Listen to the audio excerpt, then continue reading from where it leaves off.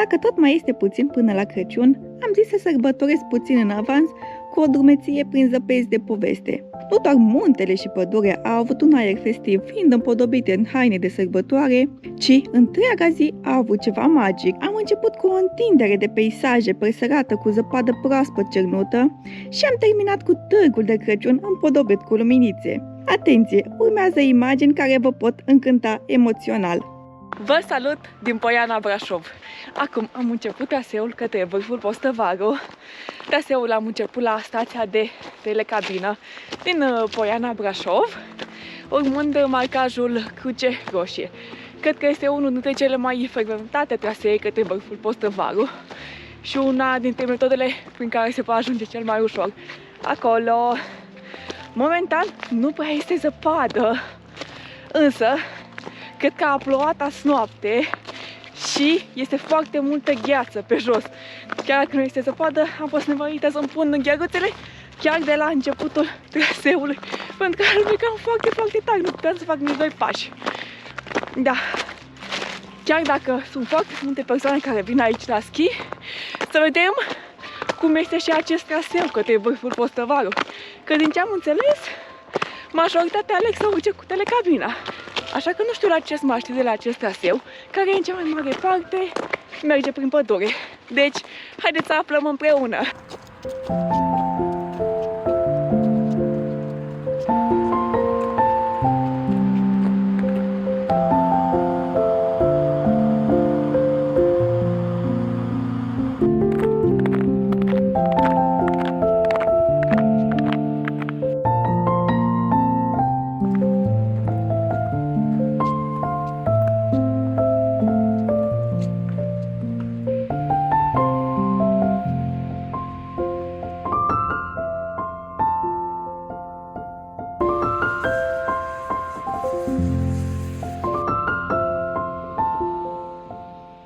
Voi vă dați seama că în câteva zile este Crăciunul. Când mă gândesc la asta, parcă mă e așa un pic cu frică. Pentru că, în primul rând, nu-mi dau seama cum a trecut acest an. Mi se pare că a trecut cel mai repede. Cred că a fost anul care a trecut cel mai repede, cel puțin pentru mine. Așa a zburat timpul. Nu a fost un an extraordinar, dar niciun an rău. A fost un an așa bunicel. Chiar am avut parte de experiențe foarte frumoase. Iar în ceea ce privește canalul de YouTube, chiar am făcut multe drumeții frumoase și filmulețe la fel de frumoase. Și vă mulțumesc tuturor celor care v-ați abonat, care ați dat like-uri, comentarii, pentru că asta mă ajută foarte mult să cresc în ochii algoritmului. Știți și voi că dacă vreau ca acest canal să ajungă la cât mai multă lume, trebuie ca voi să comentați, să dați like-uri, să vizionați, să vă abonați, pentru ca YouTube-ul să recomande videoclipurile mele. În ceea ce privește acest traseu, este destul de liber, chiar foarte liber până în acest moment. Nu am întâlnit pe nimeni decât câteva persoane care schiau, dar și acelea destul de puține. Mă așteptam să fie mult mai aglomerat. Bine, cred că sus sunt mult mai mulți oameni în apropierea cabanei sau cei care urcă cu telegondola. În acest moment este și mai multă zăpadă pe copaci, chiar se vede din ce în ce mai frumos și chiar mă bucur pentru că speram să prind și aici multă zăpadă. Am zis că ar vrea să termin acest an cu o drumeție așa plină de zăpadă. Încă nu știu dacă o să fie ultima drumeție pe acest an. Este posibil să mai fac una, dar încă nu știu. Știți și voi, este o perioadă cu sărbătorile, cu vizite, cu așa mai departe. Dar nu am de ce să mă plâng, pădurea aceasta este superbă, încărcată de atâta nea. A început să se înseneze și soarele, sunt doar câțiva nori așa de înaltă altitudine. Sper să o țin așa până pe vârf, pentru că îmi doresc să admir și peisajul de pe vârf, să văd toate aceste împrejurimi.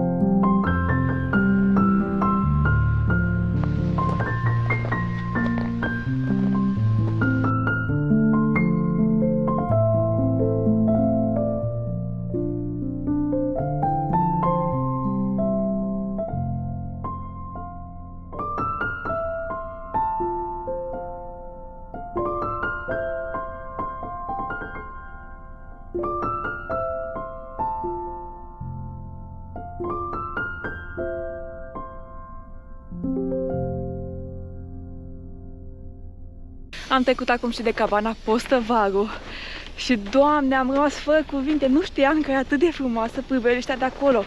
Se vedeau în întregime Bucegii, Piatra Craiului, o parte din Făgăraș, Iezec Păpușa, Măgura Codlei, toate împrejurimile se vedeau absolut superb de acolo. Bine, cu cât urc, vântul este un pic mai deranjant așa și mai rece, se simte că sunt undeva la 8-10 grade acum. Acum îndrept spre vârful Postăvaru, unde mă aștept să fie și mai frumoasă acea priveliște. Oricum pe aici este destul de multă zăpadă, cred că sunt undeva la 15-20, poate mai multe centimetri de zăpadă. Au ajutat mult și aceste tunuri. Vai, dar ce frumos este! Totul ca într-o poveste, totul așa acoperit de zăpadă. La atâta frumusețe chiar nu mă așteptam. Pentru mine este prima dată când vin în Postăvaru, până acum l-am evitat, pentru că, din ce am înțeles, se ajunge ușor cu telecabina și mă așteptam să nu fie atât de spectaculos. Dar uite cât de frumos este acum, cu atât de multă zăpadă, este absolut superb. A fost o surpriză foarte, foarte plăcută pentru mine. Bine, acum sunt curioasă cum o să fie și priveliștea de pe vârf.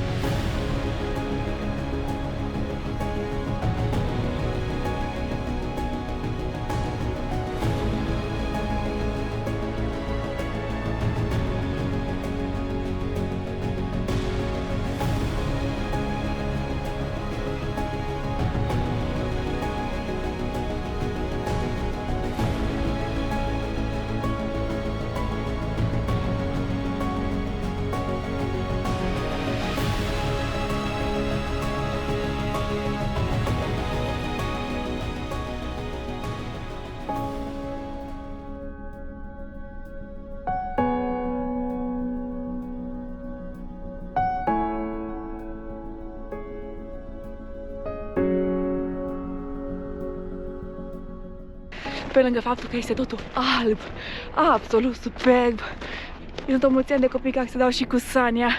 Este așa un peisaj care mi amintește de copilărie.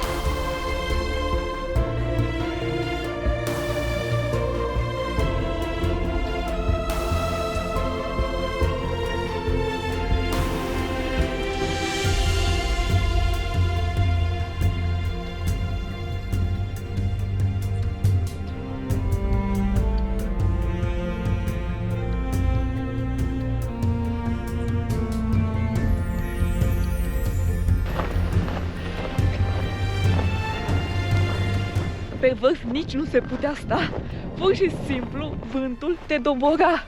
Am încercat să filmez câteva cadre cât mai rapid, cât să nu mai ia vântul, dar nu puteam să las camera jos pentru că nu trecea 2 secunde și vântul instant o dobora. Așa că mai bine nu risc să o stric și o să vorbim mai multe când cobor. Dar priveliștea superbă, deci superbă, totul îmbrăcat în alb. Piatra Craiului, Bucegii, o parte din munții Baiului și Măgura Codlei se vedeau incredibil. Doar Piatra Mare nu am văzut-o pentru că era acoperită de un plafon de nori. Dar în rest, superb! Nu mai zic de acești copaci foarte, foarte frumoși, încărcați. Deci, ce zi frumoasă am prins și astăzi. Dacă mă lăsa vântul acesta să scot și drona, să filmez câteva cadre de sus, cred că era incredibil. Doamne, ce peisaje am putut să prind. Erau superbe, superbe. Chiar dacă are doar o înălțime de 1799 de metri, vârful Posovaru are o priveliște de milioane. Superb! Cred că iarna este cel mai frumos anotimp în care să vii aici. Mamă, se văd și niște nori din aceia lenticulari deasupra bucegilor. Stați că o să vă arăt imediat. Mamă, ce frumos se văd!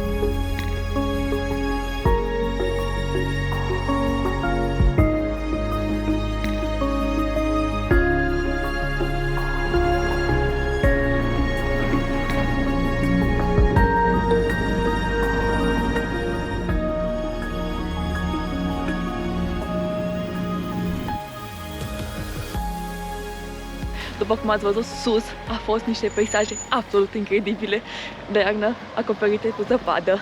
Între timp am coborât cu telecabina de data aceasta, pentru că oricum urma să fac același traseu și pentru că vreau să trec și pe la Târgul de Crăciun din Brașov, să văd care-i treaba pe acolo și cum arată în acest an. Da, a fost foarte, foarte frumos acest traseu, mini-traseu, a fost mai scurt așa. Mie toată această distracție cu urcat, stat pe acolo, pozat și apoi întors cu telecabina, mi-a luat undeva la 4 ore. Deci nu este un traseu foarte lung, a fost chiar destul de lejer.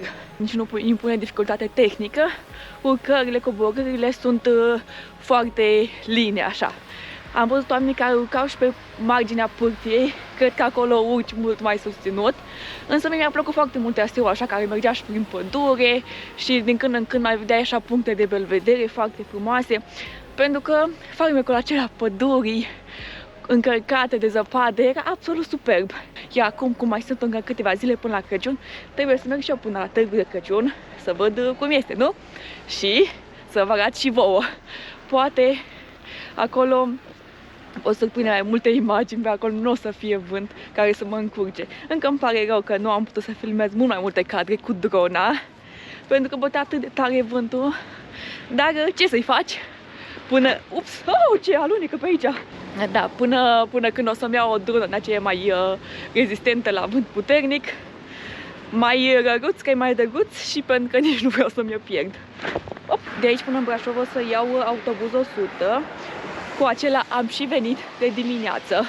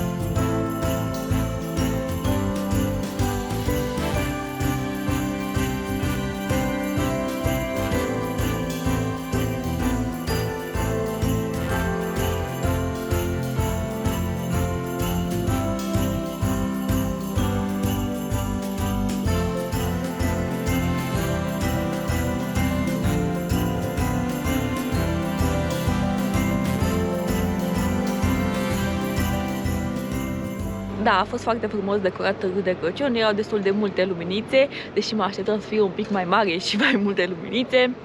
Dar a fost drăguț, chiar mi-a plăcut. Numai că era foarte aglomerat, dar na, ce să-i faci, cam asta e la Târgul de Crăciun, este foarte aglomerat. Dar mă bucur că l-am văzut acum înainte de Crăciun, așa, am simțit așa un pic spiritul Crăciunului. Pe lângă faptul că am văzut foarte multă zăpadă, iarăși spiritul Crăciunului. Peisajele pentru mine au avut așa o notă de sărbătoare.